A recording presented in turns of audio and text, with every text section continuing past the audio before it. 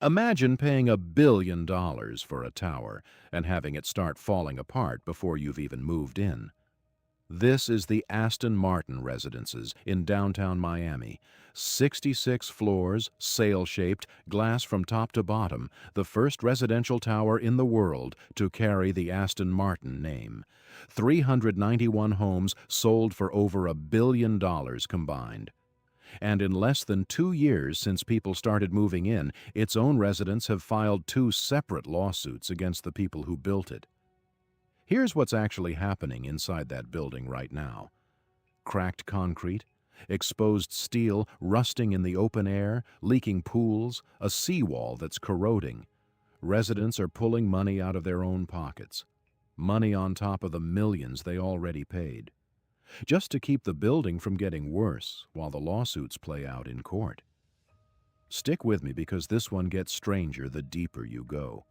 A car company with zero construction experience ended up with its name on one of the most expensive towers in America. The concrete is failing from the inside in a way its own engineers called a structural autopsy. And the buyers who paid for the Aston Martin fantasy are the ones left holding the bill to fix it. Let's start with the land itself, because location is most of what you're paying for in Miami.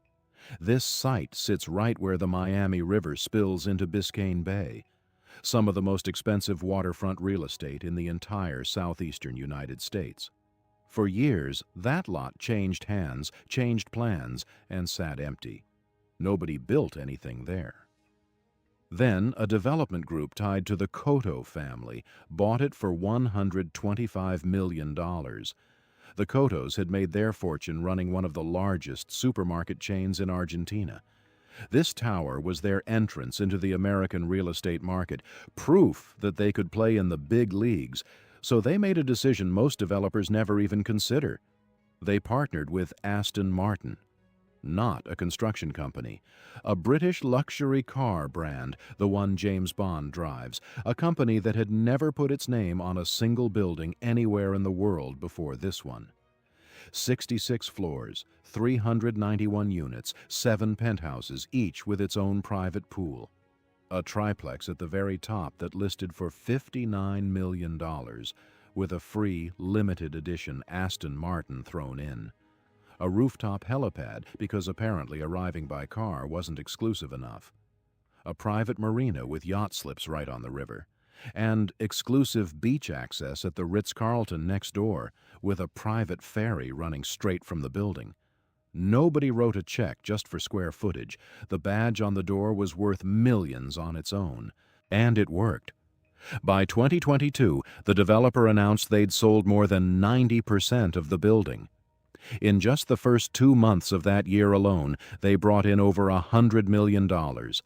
Eventually, every single unit sold, except that one $59 million triplex at the top. On paper, this was one of the fastest, most successful luxury sellouts in Miami's history. None of that success had anything to do with what was happening on the construction site. Aston Martin, the car company, put exactly one thing into this project: its name and its design language. It didn't finance it, it didn't build it, it didn't inspect a single inch of concrete. Every dollar, every structural calculation, every pour of concrete came down to the developer and its team.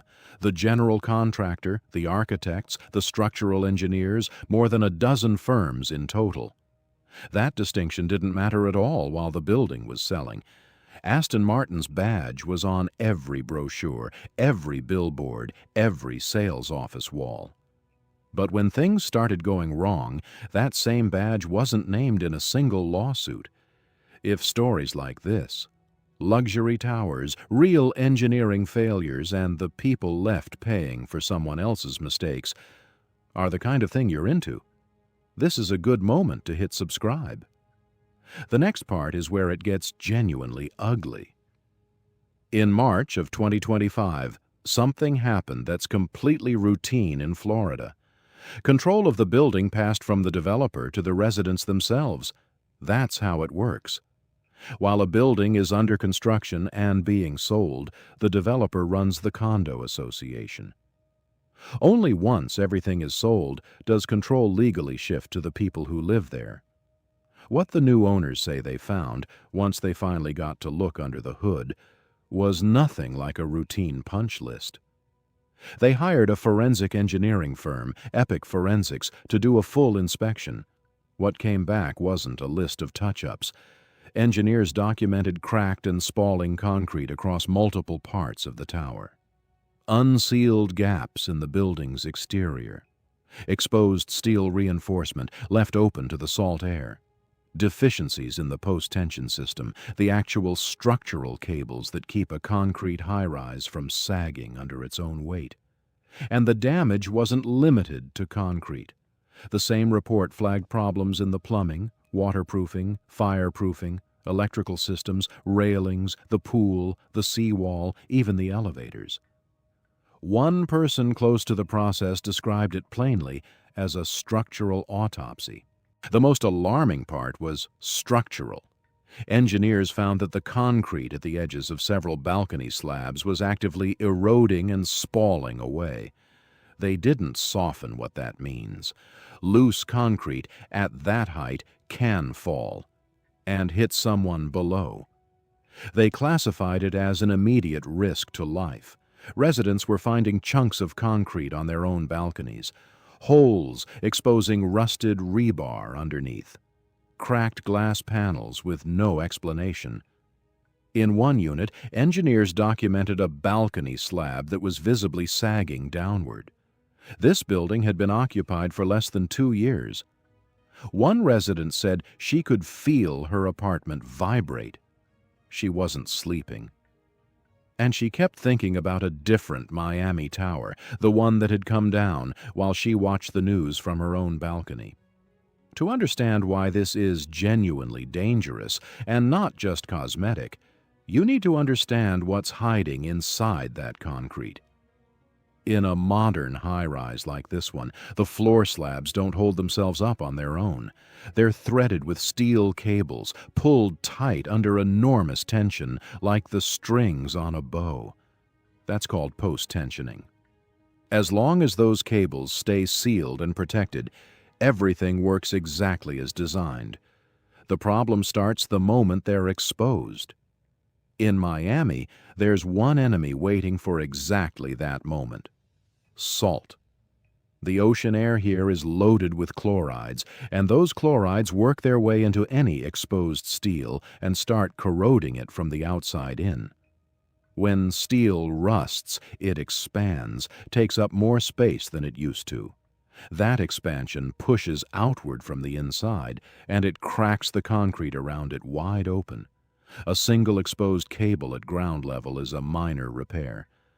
That same exposed cable, 600 feet above Biscayne Bay, is a countdown. The water was its own kind of irony for a tower built directly on the ocean. The pool, the spa, and the fountains had all been designed or installed badly, according to the report, and were actively leaking.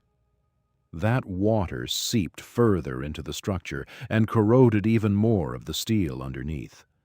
The seawall protecting the building from the bay itself was cracking and corroding.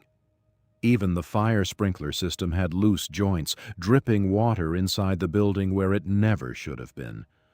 Water was getting in everywhere it wasn't supposed to, and everywhere it went it did more damage. That left residents in an impossible position. Several of these hazards couldn't wait for a courtroom to sort out blame. Residents had to pull money directly out of their own pockets, special assessments on top of what they'd already paid, just to patch the most dangerous problems immediately before any judge decided who was responsible for them. In April of 2026, the community filed a lawsuit over construction defects. The list of defendants reads like the entire project directory: the developer, the general contractor, the architects, the engineers, and more than a dozen subcontractors. The accusation: defective design and construction across nearly every system in the building. That lawsuit, as big as it was, wasn't even the first one. 2 months earlier, in February 2026, the same community had already sued the developer over something completely different, and in some ways, even murkier than cracked concrete. The accusation there: while the developer controlled the board, it steered the building's contracts, management, concierge, security, valet, cleaning, toward companies allegedly linked to the developer's own principals and associates. The residents' attorneys called it a shell game. The numbers in that lawsuit give you a sense of the scale. The community was reportedly paying around $70,000 a month in rent for a management office located in a unit owned by the same group, despite, they claim, another office being available inside the building for free.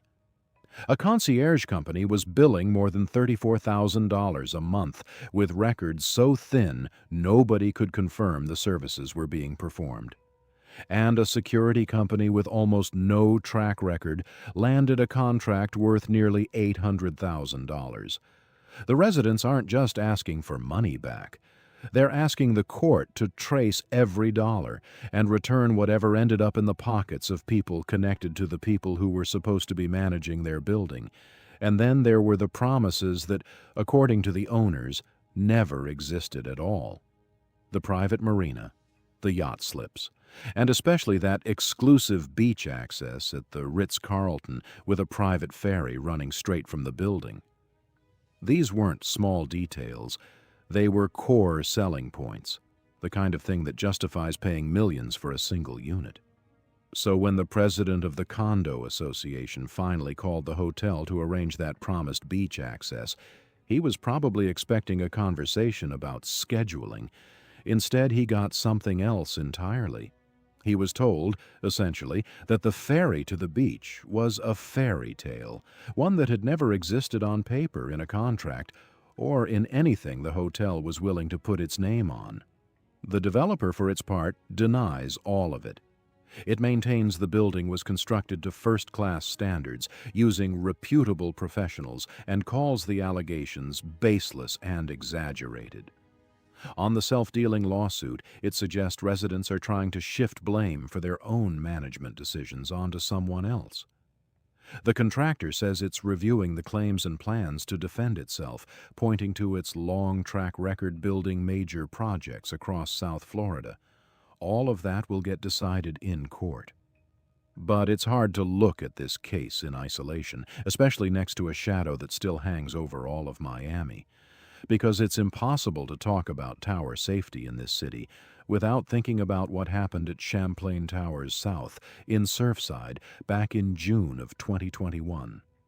In the middle of the night, that building partially collapsed. 98 people died.